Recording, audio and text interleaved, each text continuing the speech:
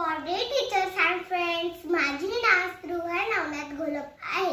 मी आता senior KG मध्ये शिकते. तुम्हाला सर्वांना गुरुपौर्णिमेचे खूप खूप हार्दिक शुभेच्छा. स्वप्नांना बघायला गुरुर्ब्रह्मा गुरुर्विष्णू गुरुर्देव महेश्वर गुरु साक्षात परब्रह्म तस्मै श्री गुरुवे नमः.